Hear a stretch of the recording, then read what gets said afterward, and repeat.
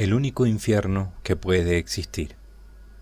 Ya he explicado que la existencia de un infierno dejado de la mano de Dios sería incompatible con la bondad de Dios. Un infernus relictus, infierno abandonado, sería un infernus laceratus, infierno desgarrado. Esto es, esa sociedad acabaría convirtiéndose en un infierno de condenados desgarrados por el dolor. Hay una diferencia entre el dolor y el dolor lacerante. La existencia de un Deus bonus y un infernus relictus son incompatibles. O existe lo uno o existe lo otro. Únicamente la inexistencia de Dios permitiría que el sufrimiento humano no tuviera límite en su monstruosa intensidad. Claro que si no existiera Dios, no existiría nada, incluido ese individuo que sufre. En abstracto, el peor pecado es el odio a Dios. Hay una relación causa-efecto entre el amor a Dios y el amor al prójimo, y el amor a Dios lleva a amar al prójimo y viceversa. Pues, de igual modo, también el odio a Dios lleva a odiar al prójimo y viceversa. Cuando digo viceversa, me refiero a que el odio al prójimo, cuanto más fuerte, más lleva a odiar a Dios. Por eso se puede afirmar que el peor pecado es gozarse en hacer sufrir al prójimo y hacerle sufrir con crueldad, con la mayor intensidad. En abstracto, el peor pecado es el odio a Dios, pero esa iniquidad se concreta en el gozo por hacer sufrir al prójimo. Pues bien, no podemos decir que ese gozo en hacer sufrir sea un pecado en el hombre y una virtud en Dios. Recordemos que Dios se goza en todas sus obras. Un infernus moderatus, infierno moderado, implica que Dios les mantiene en esa existencia, porque vivir en ese estado es mejor, es preferible a no vivir.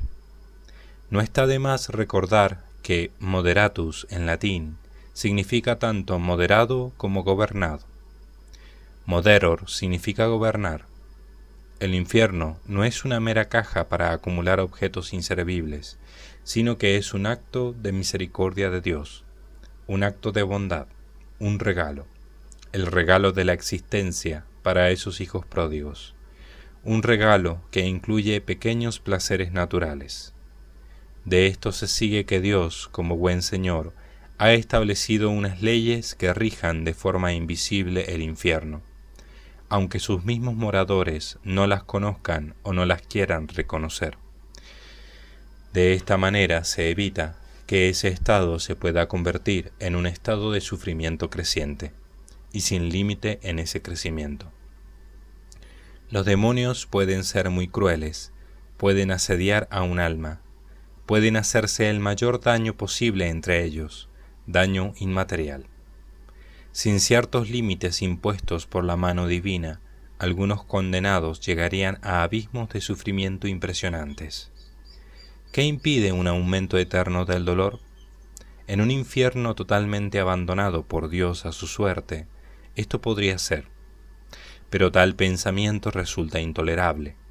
El peso de sufrimiento que se generaría resulta difícil de soportar para cualquier inteligencia que trate de imaginarlo y ponderarlo. Dios alivia los sufrimientos del infierno. Los alivia, primero de todo, permitiendo que las almas vivas vivan juntas, es decir, formando una sociedad. Sería mucho peor que cada uno de los réprobos viviera separado, aislado. Cierto que la convivencia con esos condenados es una fuente continua de dolor, porque son personas llenas de malos sentimientos, pero al mismo tiempo ese mal es menor que el mal de la soledad absoluta.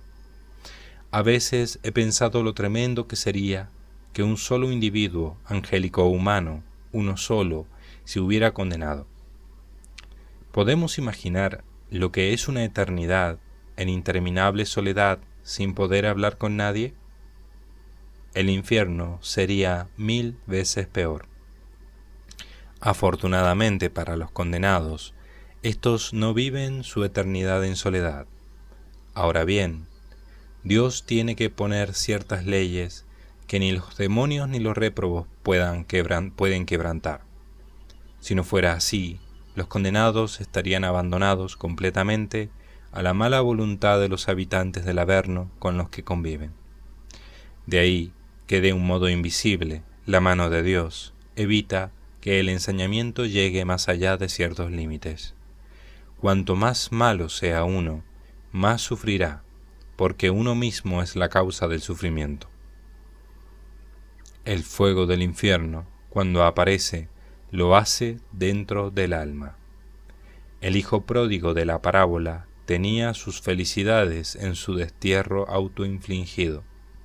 Vivía triste, pero no siempre estaba desesperado. Su existencia era lamentable, globalmente considerada, pero no experimentaba una perfecta desesperación en cada segundo de su vida alejado del Padre y su casa. El sufrimiento del infierno es eterno, pero variable. Es continuo, pero no creciente. Puede llegar a ser paroxístico, solo en algunos momentos. Normalmente se limita a ser una existencia triste con momentos de ira. Nadie es feliz en el infierno, pero la existencia en ese lugar tiene sus pequeñas satisfacciones, pequeñas alegrías. También los matorrales crecen en las llanuras de los desiertos. El desierto no es solo páramo de desolación. Los moradores de los desiertos aprenden a amar el desierto. Comprendemos que el infierno es un desierto que no está dejado de la mano de Dios. Ahora bien, podríamos preguntarnos si el Omnipotente no podría intervenir más en ese desierto, en ese paraje desolado de toda vida sobrenatural.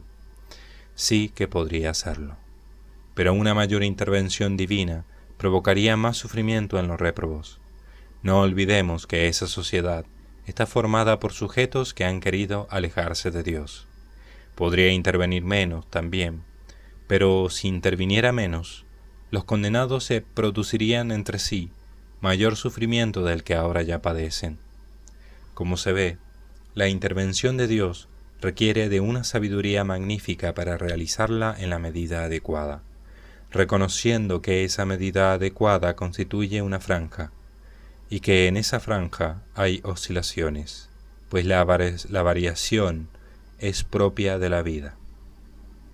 Hay leyes que impiden que las agresiones físicas pasen más allá de cierto límite, pero sin duda Dios también interviene invisiblemente para que las agresiones no físicas, agresiones con la humillación, con el insulto, etc., no pasen de cierto límite y hundan a la persona más de lo debido. También se ha mostrado antes cómo hay leyes que rigen el campo interno del sujeto y que impiden que los réprobos y los demonios se hundan en una depresión total. A esto se añaden las leyes que permiten la existencia de una sociedad, la aparición de pequeños placeres, aunque este último tipo de leyes, en realidad más que leyes del infierno, son consecuencias de la pervivencia de la naturaleza, aunque sea deformada. Por eso, cuando hablo de leyes del infierno, me estoy refiriendo a 4 tipos esenciales que después se derivan en otras muchas. Leyes positivas. Leyes positivas personales. Las leyes de la naturaleza que siguen actuando en la persona con los gozos que el propio ser conlleva. La inteligencia y demás capacidades de todo ser racional tienen su propia causalidad positiva. Leyes positivas sociales. Vivir en sociedad conlleva pequeños placeres, y toda sociedad está regida por una serie de normas íncitas a todo grupo social, sea de hormigas o de demonios. Aquí también se puede incluir la belleza del mundo material en el que han sido colocados los condenados. Ese mundo también produce placeres en los individuos que lo contemplan, que lo estudian, que lo recorren. Leyes negativas. Leyes negativas personales son aquellas por las que Dios, con su gracia natural, impide que la persona, demoníaca o humana, caiga en un círculo vicioso sin fin que le llevaría a una existencia sumida en la más completa depresión. Leyes negativas sociales son aquellas que impiden que una agresión, física o no, carezca de límite, con las consecuencias que eso tendría para el cuerpo o el alma de la persona. También aquí se incluyen las leyes físicas que impidan que los condenados destruyan enteramente la naturaleza del entorno donde vivan los réprobos resucitados. Estos 4 tipos de leyes conforman la arquitectura del infierno, y así existe una sociedad demoníaca porque Dios ha permitido que exista, porque Dios podría haber aislado a sus miembros, pero con eso solo hubiera conseguido más sufrimiento. ¿Para qué? Cierto que la compañía de los otros es fuente de satisfacciones y de tristezas, como en la tierra. Otras leyes impiden que los condenados más furiosos destruyan toda la belleza del mundo material en el que han sido colocados. Seguro que la acción de los condenados afea ese mundo, pero si Dios no actuara, siempre habría suficientes extremistas que convertirían su morada material en un verdadero desierto por el placer de destruir. No sabemos qué leyes tienen que regir allí, pero seguro que hay leyes que impiden eso. Después de lo visto, queda claro que esa sociedad no se dedica solo a atentar a los humanos, sino que también tiene sus propios alicientes. Todo lo que se ha construido en el infierno, construcción social, construcción de relaciones, conocimiento, amistades, se ha erigido porque Dios estableció unas leyes esenciales que permitieron ese desarrollo, esa evolución, esa historia colectiva que entrelaza las historias personales. La vida biológica evolucionó en la Tierra no de un modo ciego, sino porque tuvo una serie de leyes que lo permitieron. El paralelismo con el infierno es claro. Cuando hablo de leyes, no me estoy refiriendo a las leyes promulgadas que tienen una redacción con palabras y que los sujetos se esfuerzan por cumplir, sino que son, más bien, disposiciones cuya efectividad resulta insoslayable, quieran obedecer o no los réprobos. Es decir, en unos casos me estoy refiriendo a disposiciones que son como muros invisibles, obstáculos inmateriales. En otros casos me refiero tanto a discretas acciones positivas de Dios, como a consecuencias positivas de las leyes que rigen la naturaleza de los elementos individuales que componen el conjunto. En el infierno, la obediencia a esas disposiciones básicas no podría ser dejada a la buena voluntad de los demonios. Por tanto, unas serán leyes directas de Dios, como barreras que no pueden traspasarse. Otras, sin embargo, son las leyes de la providencia, es decir, normas a través de las cuales Dios otorga elementos positivos y evita que los negativos lleguen más allá de cierta medida. 3 infiernos posibles.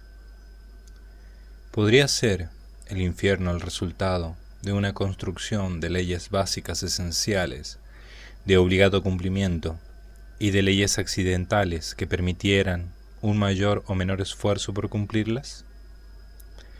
Puede parecer esta una cuestión muy teórica, pero según la respondamos tendremos un infierno muy distinto. Voy a intentar afrontar esta cuestión por partes.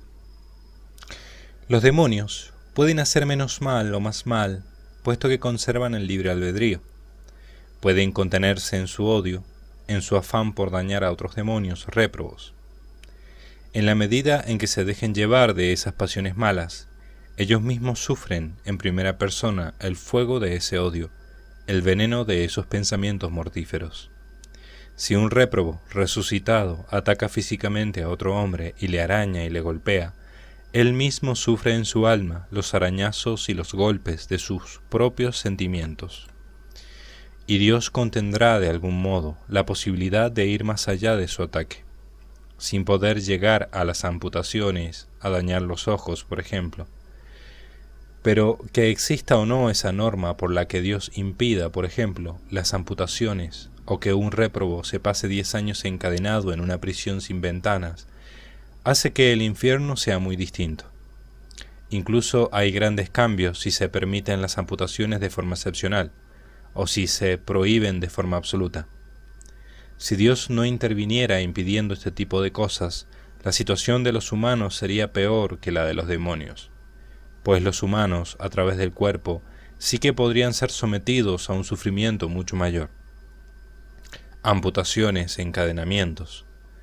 ¿Puede haber guerras físicas entre los humanos resucitados del infierno? Como se ve, una red de leyes barrera y de acciones de la providencia actúan de forma negativa y positiva, exaltando y abajando, consolando y humillando al que lleve la opresión demasiado lejos. Habiendo dejado claro que los réprobos mantienen la libertad para hacer más mal o menos mal, cabría la posibilidad de que más allá de las leyes esenciales, haya leyes menores que permitan tener satisfacciones naturales provenientes directamente de Dios si hacen el bien, bien natural, un bien que no lleva al arrepentimiento. Dicho de otro modo, ¿podría existir un infierno en el que hubiera una intervención más fuerte de Dios, no solo impidiendo acciones, sino también premiando directamente algunas obras? Ya he dicho que el bien natural realizado en el infierno tiene su repercusión positiva. Por ejemplo, el demonio que se esfuerza por odiar menos, él mismo se beneficia teniendo más calma, más serenidad. Otro ejemplo, el demonio que se dedica a cultivar la ciencia, él mismo se beneficia de esos pequeños gozos naturales, de la búsqueda de la verdad y del conocimiento de ésta. Un tercer ejemplo, el demonio que trata de aconsejar para bien a otros condenados, que los anima a seguir, dentro del infierno, un camino menos torcido, él mismo siente la satisfacción de lo que hace. Existe un bien natural en el estado de condenación, eso está fuera de toda duda. Un bien natural propio y un bien natural que puede ser expansivo. ¿Puede un demonio consolar a otro que está derrumbado? Sí, puede haber casos en que sí. Otro aspecto que podemos dar por cierto es que los demonios pueden hablar con Dios y Él puede responderles. Recuérdese cómo esto está descrito en el libro de Job. Si pueden hablar, cabe la posibilidad de verdaderas conversaciones con el Creador. Con estos elementos, vuelvo a plantear la cuestión inicial. ¿Cabe la posibilidad de que Dios intervenga directamente en el infierno, mucho más de lo que pensamos, con una manifiesta intervención positiva, con premios puntuales? En mi opinión, no. La separación definitiva respecto al Creador solo puede realizarse a través del odio. De ahí que el infierno sea el estado de los que quieren apartarse de Dios. De ahí que un Hades, en el que hubiera un intervencionismo directo de Dios para otorgar premios positivos, implicaría un mayor sufrimiento en los réprobos. Dios interviene, pero oculto.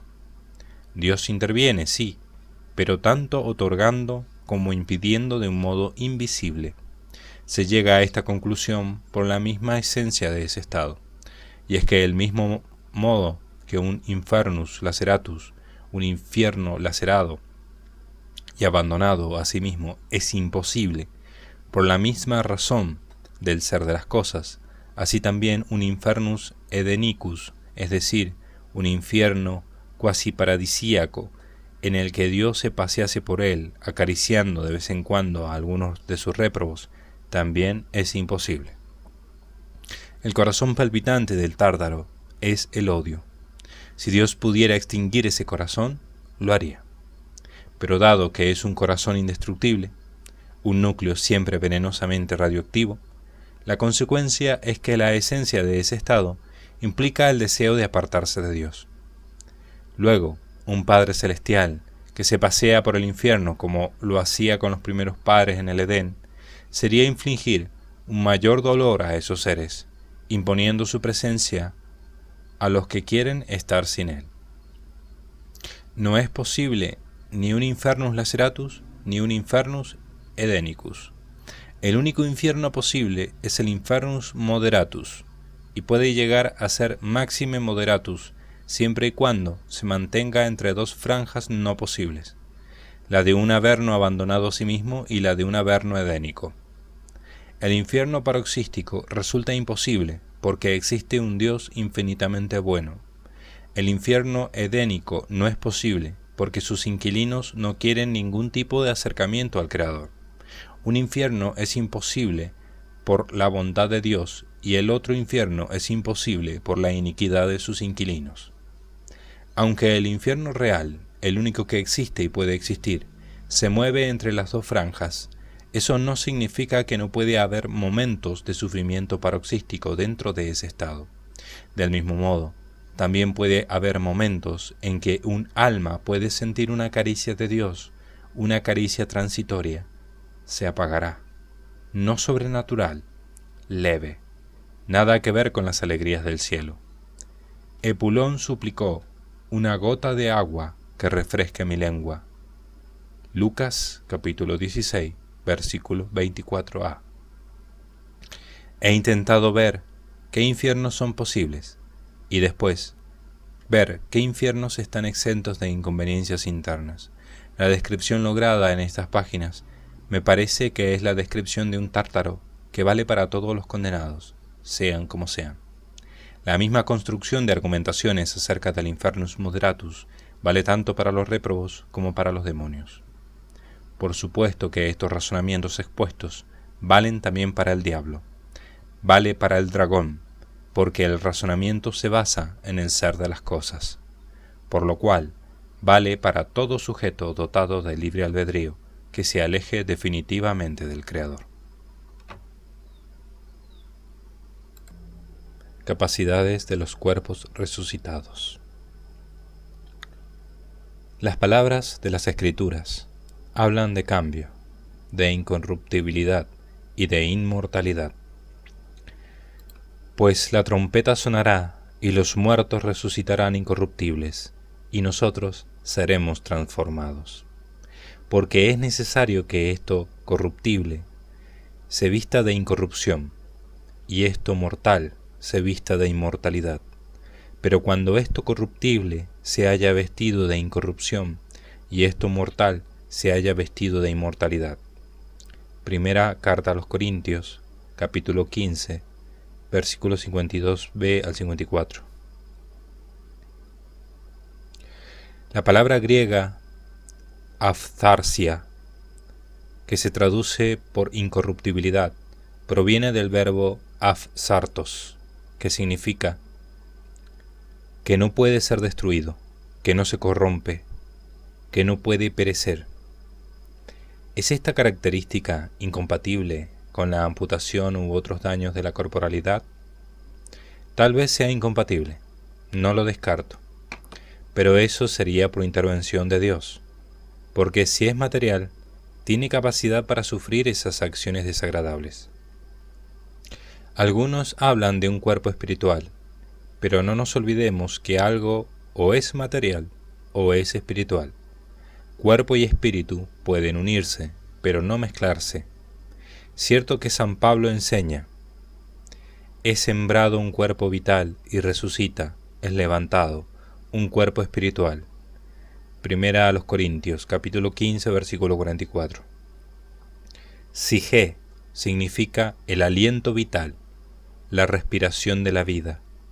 Se dice que ese soma physikon será un soma neumaticón, pero pienso que eso significa que el cuerpo traslucirá el espíritu, que lo vivificará más poderosamente, de manera que tendrá características espirituales, pero tendrá esas características sin dejar de ser material.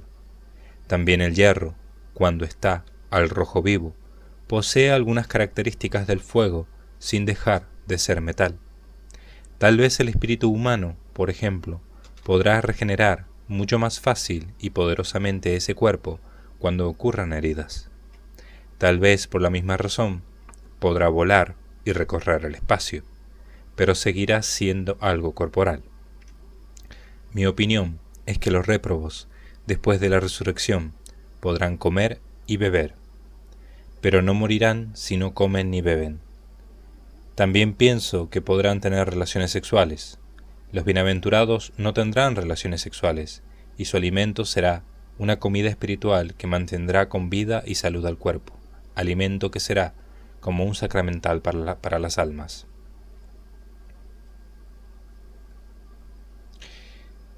En medio de la calle, a una y otra margen del río, hay un árbol de la vida que da fruto 12 veces, de acuerdo al fruto de cada mes, y sus hojas son para la salud de los pueblos.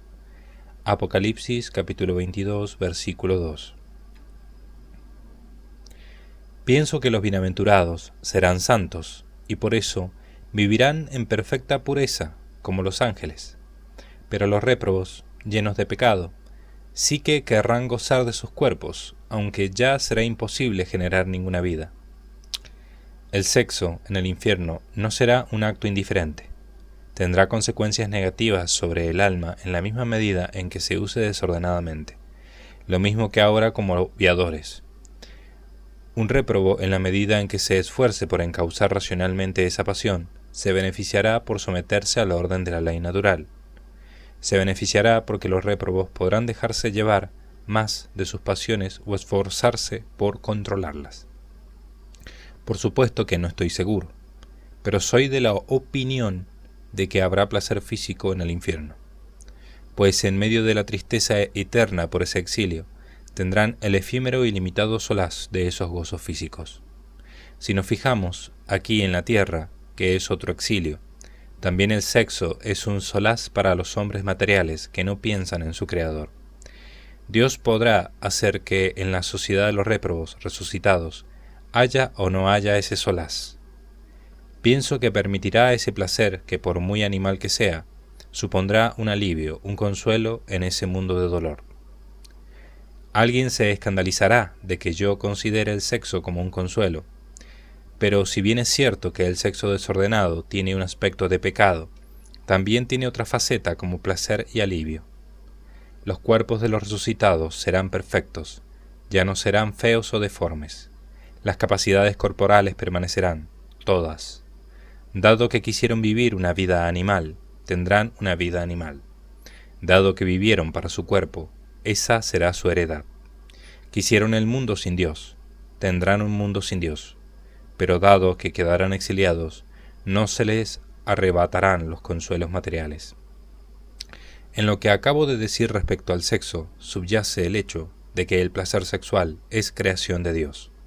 No es un mal que creó el demonio. El sexo, tanto en la tierra como en el infierno, se puede usar más o menos desordenadamente, pero forma parte de la integridad corporal. Los placeres de los 5 sentidos seguirán en el Averno. Ningún hijo de Dios podrá echarle en cara que le ha arrebatado los dones naturales de la tierra. Dios les podrá decir: ¿deseáis por encima de todo este mundo? Pues tendréis este mundo.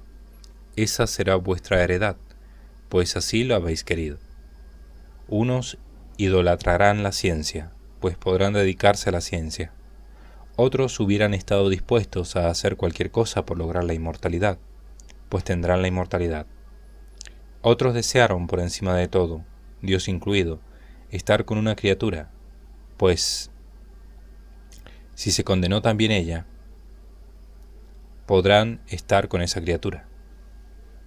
Otros dieron su vida y su alma por servir a Hitler, pues si él se condenó, podrán estar con él por los siglos sin fin. En el infierno, lo triste es que al idólatra se le concederá aquello que idolatró. Tendrán milenios y milenios para comprobar la necedad de su elección.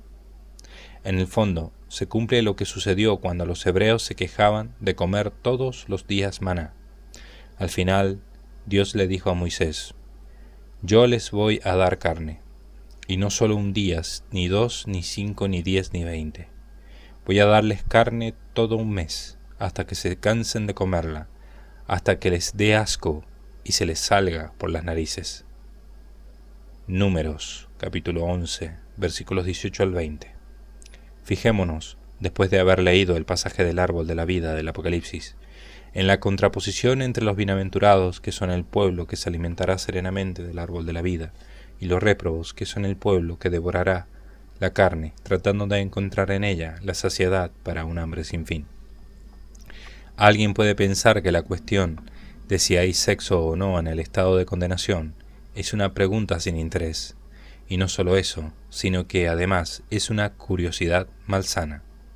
Pero la respuesta que obtengamos nos ofrece el entendimiento de un creador que no anula los placeres naturales, que sabe que el infierno conviene que esté dotado de consuelos que ayuden a soportar la eternidad. No, esta no es una cuestión sin importancia, y esta pregunta se ha de responder de acuerdo a toda la lógica que rige el estado de condenación. El pasaje de Epulón. Alguien podría preguntar, ¿Epulón penaba en el infierno o en el purgatorio? Moraba en el infierno por dos razones. Primero, se afirma que se halla en el Hades, Lucas capítulo 16, versículo 23, término que tiene un sentido infernal distinto del término Sheol. Véase, por ejemplo, cuando Jesús dice, y las puertas del Hades no prevalecerán contra ella. La Iglesia, Mateo capítulo 16, versículo 18. Segundo, la segunda razón refuerza la primera, y es que Abraham le contesta que entre nosotros y vosotros ha sido establecido un gran jasma, hueco, vacío, brecha, de manera que aquellos que desean pasar de aquí a vosotros no pueden, ni pueden pasar de allí a nosotros. Lucas capítulo 16, versículo 26. Obsérvese un detalle significativo. Siempre se suele traducir este versículo como si Abraham contestara que entre ellos hay un gran abismo, pero la palabra griega no significa abismo, sino hueco, vacío. Esto, teológicamente, es muy profundo. Solo hay dos abismos, el abismo del odio eterno y el abismo del amor divino. Entre ellos no hay un tercer abismo, solo un vacío. Otro elemento interesante es que el Evangelio afirma que ese vacío se ha establecido. El verbo griego sterizo se puede traducir por establecer, colocar firme, hacer seguro. Es decir, se dice simplemente que entre estos dos lugares hay un vacío, sino que se dice que esa brecha que hay es firme, segura, estable. Esos dos mundos están separados y esa situación es firme. Dado que Epulón moraba en el infierno, tras la súplica, es posible que Epulón se volviera con furia contra el mismo Abraham.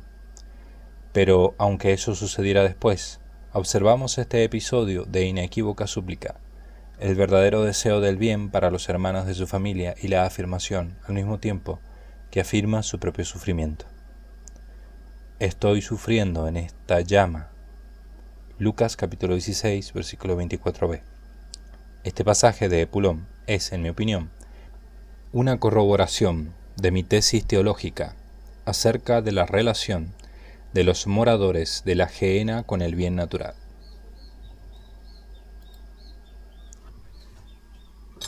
Los errores de esta obra. A estas alturas no puedo evitar escribir unas palabras que no son una digresión. Me pregunto cuántos son los errores que pululan por esta obra.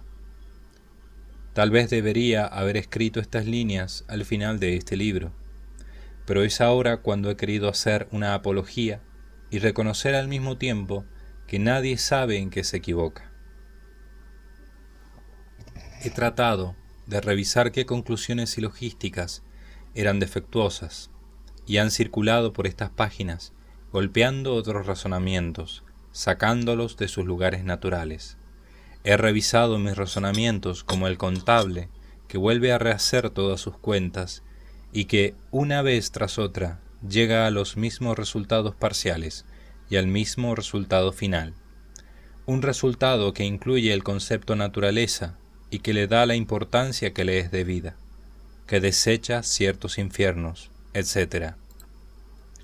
Detrás de las afirmaciones vertidas aquí hay razonamientos y más razonamientos, aunque el andamiaje haya sido retirado para dejar el edificio final. He intentado que los muros del Averno de este libro se basaran en la lógica. Habría sido posible también haber desplegado esta obra como una larga, fría, desnuda sucesión de silogismos. Podría haber dividido y subdividido todas estas páginas en cuestiones y artículos al modo de la Suma Teológica. Pero tal modo de exponer las cosas no hubiera aportado nada, salvo una mayor apariencia de seguridad. Considero que era preferible exponer la visión del infierno a través de un largo respondeo. También podía haber quitado unas cuantas cuestiones que, a ojos de algunos, parecerá que quitan seriedad a estas páginas. En mi descripción del Averno, he deseado no dejarme llevar de mis sentimientos. Mi propósito ha sido construir sobre la razón objetiva. No es este un ensayo escriturístico, es decir, una obra que trata de sustentar cada afirmación en versículos de la Biblia. Pero sin las Escrituras hubiera sido imposible llegar tan lejos, en este camino, solo con las fuerzas de la razón. He intentado, y creo que se ve en estas páginas, tener una actitud honesta.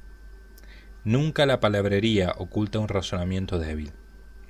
Pero, aún actuando con honestidad, es cierto que yo, de forma inconsciente, puedo caer, como todos, en la terquedad, en aferrarme a mis prejuicios, o a unas conclusiones que no se adecúen a la realidad. No ha sido mi intención aferrarme a mis esquemas, aunque no tener la intención no significa que me haya excluido de caer. Muchas veces, reconocer que algo tenga que ser reformulado no será tanto que yo tenga que reconocer propiamente un error, sino la existencia de más posibilidades. Es decir, los errores inconscientes que se puedan hallar en mi obra probablemente no provengan de afirmaciones en sí mismas erróneas, sino de la exclusión de la posibilidad de que el infierno sea de otras maneras. Solo la visión del más allá me hará ver en qué erré. Os confieso que algunas veces me ha entrado el escrúpulo de pensar que quizá el odio sea mucho más intenso en ese estado de lo que pienso. Pero reviso todo el iter logicus, el itinerario lógico que he seguido, y creo que no me he equivocado en mi edificación. Cierto que esa lenidad en mi modo de enfocar cómo es el Tártaro podría constituir un foco de error básico en toda esta mi construcción. Ahora bien, me tranquilizo repitiéndome que en el fondo siempre he afirmado la presencia del odio en la medida, grado e intensidad de lo que merece cada individuo. Sí, esa sería la otra gran crítica que se podría hacer a esta obra, pero nunca he dejado de repetir que cada uno sufre según merece. Aunque llevo toda una vida dándole vueltas al tema del abismo infernal, albergo el temor a equivocarme. Me tranquilizo pensando que los siglos han pasado, y tras hacerlo han demostrado hasta qué punto Aristóteles acertó, de una vez para siempre, en sus construcciones metafísicas. Los siglos han transcurrido bajo los puentes del mundo, y las grandes mentes han demostrado de qué modo tan imperecedero el Aquinate acertó, de una vez para siempre, en la descripción de las estructuras esenciales de tantos temas sobre los que trató. También él dictó líneas acerca de las vigas esenciales que sostienen el cielo y el infierno, y esas vigas siguen ahí, sólidas y en su sitio. La obra grandiosa de estos dos personajes que se complementan y se continúan, el Estagirita y el Aquinate, y de otros satélites girando a su alrededor, me consuela. Es posible ver, es posible alcanzar la verdad. Con humildad me consuelo pensando que tal vez me haya sido dado atisbar cómo puede ser ese inframundo, que es el reino lleno de profundidades de oscuridad. He recorrido esos parajes en mis obras no por una revelación, ni mía ni ajena, sino porque me he pasado toda una vida meditando y reflexionando acerca de esa región de muerte. allí donde reina la muerte espiritual, allí donde hallamos una perfecta muerte sobrenatural.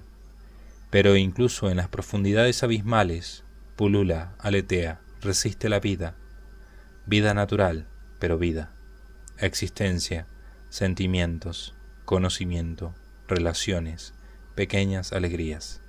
También en el infierno encontramos serenidad, aceptación, amistad y fragmentos de paz.